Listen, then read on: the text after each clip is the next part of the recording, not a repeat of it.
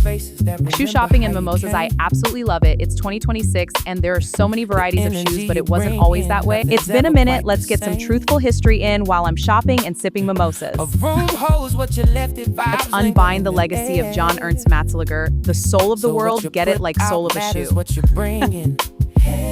Before the late 19th century, shoes were luxury items. The world walked in pain, and the bottleneck of global footwear rested entirely on hand lasters, men who painstakingly stretched and shaped leather over wooden molds by hand.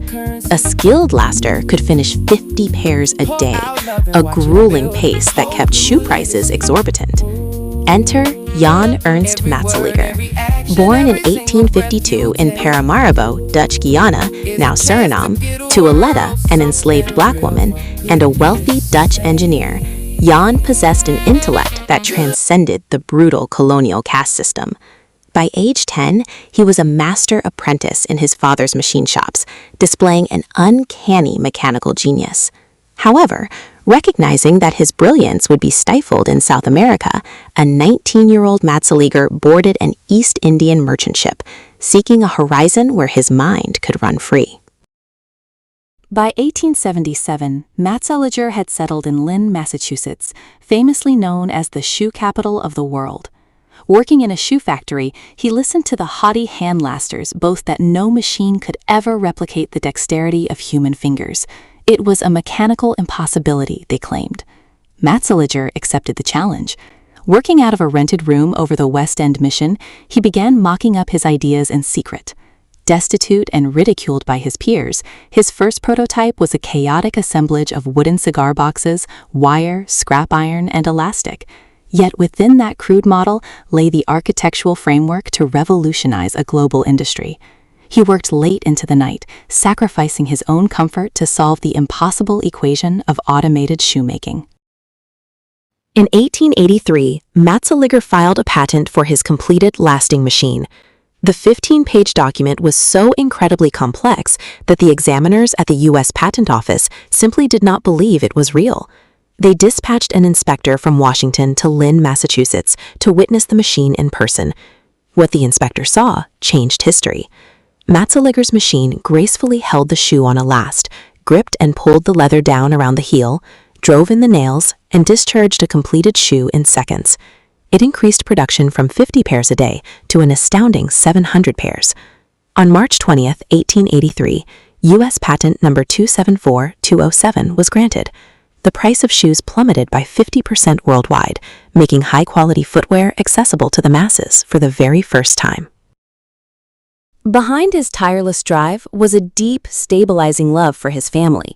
While historical erasure has often painted Matzeliger as a lonely bachelor who only had his church, records reveal his quiet, devoted marriage to his wife, Bessie Lee, and the birth of their son, Percy, in 1875.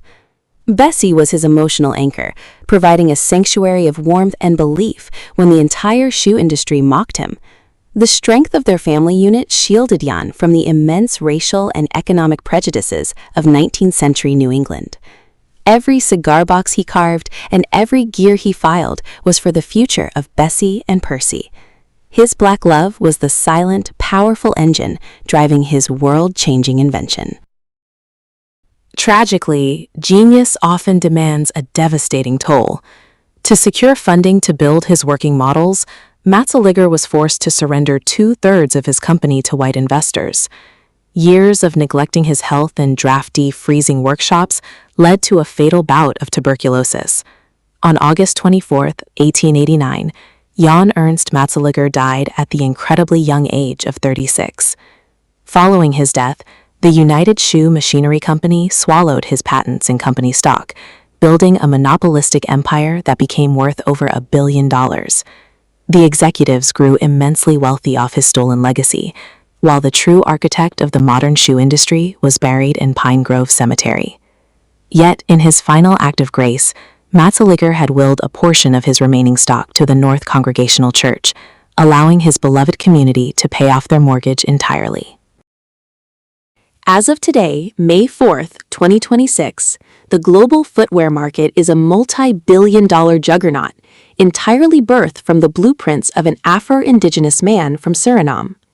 Though the United States honored him with a Black Heritage postage stamp in 1991, and he was inducted into the National Inventors Hall of Fame in 2006, the scale of his economic contribution remains criminally undertaught. Every time a person laces up a pair of sneakers or slips on a pair of dress shoes, they are stepping into the legacy of Ernst Matzeliger, a man who looked at an impossible bottleneck, built a solution from trash, and shot the entire world. So just to make things clear, this means any and every shoemaker, from Nike to whoever, are riding his blueprint. They have benefited off of his legacy and his invention and made billions, while keeping his name silent and legacy almost non-existent. Wow, this is the stuff they need to teach in history class, don't you think? Our ancestors are amazing. Okay, bye!